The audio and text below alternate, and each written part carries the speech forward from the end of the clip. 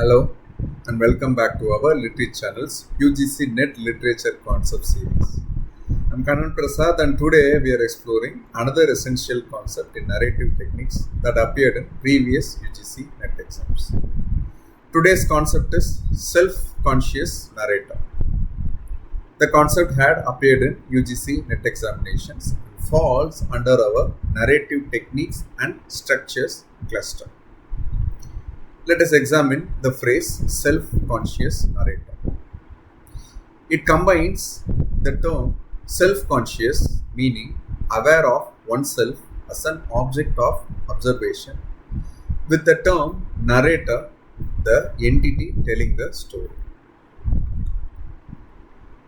While self-conscious narration has existed in various forms throughout literary history, it became particularly prominent during the modernist period of the early 20th century and flourished as a defining feature of modernist fiction from the 1960s through the 1980s.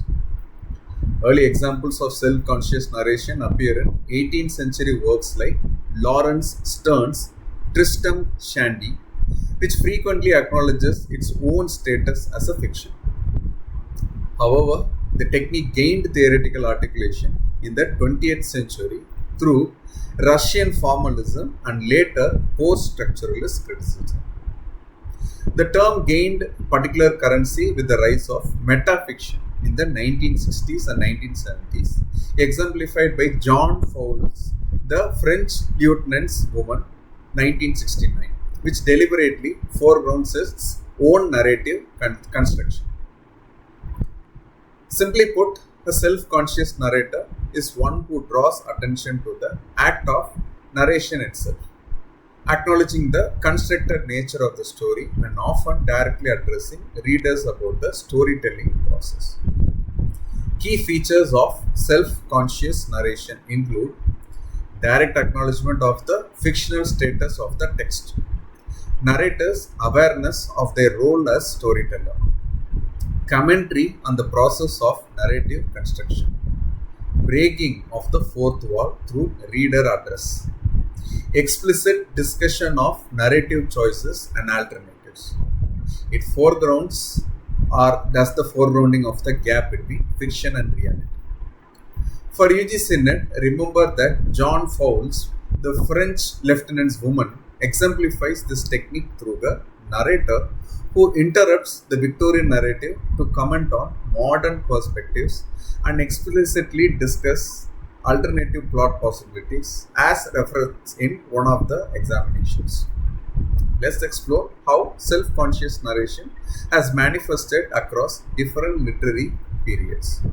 Miguel de Cervantes' Don Quixote offers an early example when the narrator comments on his sources and interrupts the manuscript's translation, famously abandoning battle scene mid-action because the manuscript supposedly ends there.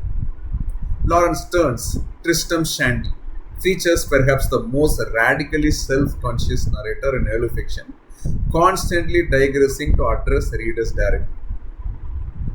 In the beginning of the last chapter, I informed you exactly when I was born, but I did not inform you how.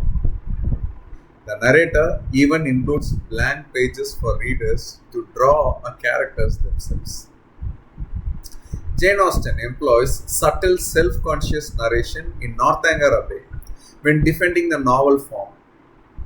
I will not adapt that ungenerous and impolitic custom so common with novel writers of degrading by their contemptuous censor the very performances they themselves have undertaken, as she quotes from the novel.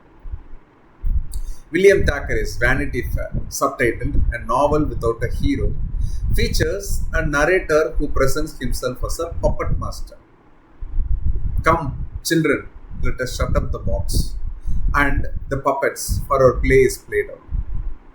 This metaphor explicitly acknowledges the constructed nature of the story. Virginia Woolf's Orlando employs a biographer narrator who comments on the limitations of biography. The biographer is now faced with a difficulty which it is better perhaps to confess than to gloss over. the quote directly addressing readers about narrative challenges. John Fowles, the French lieutenant's woman, represents a landmark in self-conscious narration. The narrator interrupts the Victorian era story to identify himself as a modern novelist. This story telling is all imagination. These characters I create never existed outside my own mind, as the quote goes. He even appears as a character observing his protagonist and discusses alternative endings. Now, let's test your understanding with a quick quiz. Which of these best exemplifies a self-conscious narrator? Option A, a third-person narrator who objectively reports events without commentary.